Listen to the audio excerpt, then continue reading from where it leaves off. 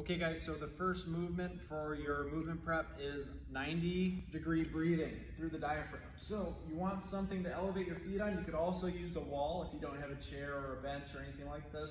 You just rest your feet on the wall. Knees are at 90 degrees. What you're doing here is practicing breathing through the diaphragm. So what we want is the low back to be flat.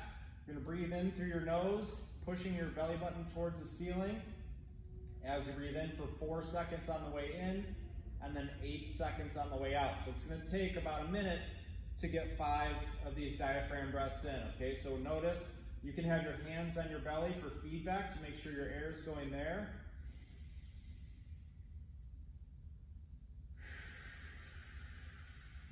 Really long exhale, 8 seconds, so get all of your air out on that exhale. All right, so that's the first move. Second move on the list, you have a single leg bridge. Okay, so drive your knee in towards your chest, grab on, and you've got 10 extensions. So trying to get full extension with the hips up, 10 on one side, and then 10 on the other.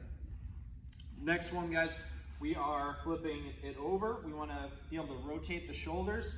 So we're gonna sink the hips back. You're sitting all the way on your heels, one hand behind your neck, and we're gonna rotate that shoulder up towards the ceiling. Your eyes come with you. And back down. You have 8 on each side. Take your time with this, really work on that rotation of the shoulders.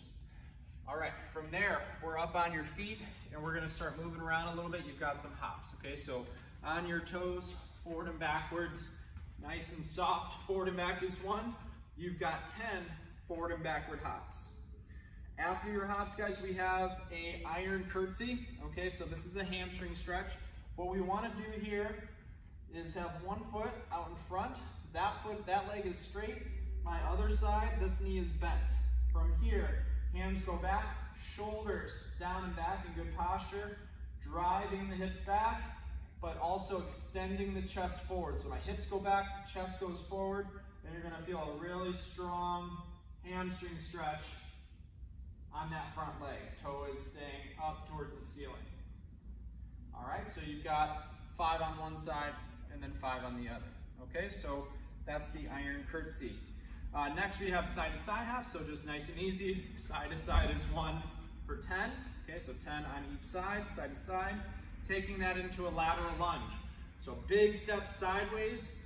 Whichever side you step with, that leg is gonna bend, the other leg stays completely straight. So that leg stays straight, this leg bends, hands go out in front, driving all the way back up. You've got 5 on one side and then 5 on the other, so lateral lunge.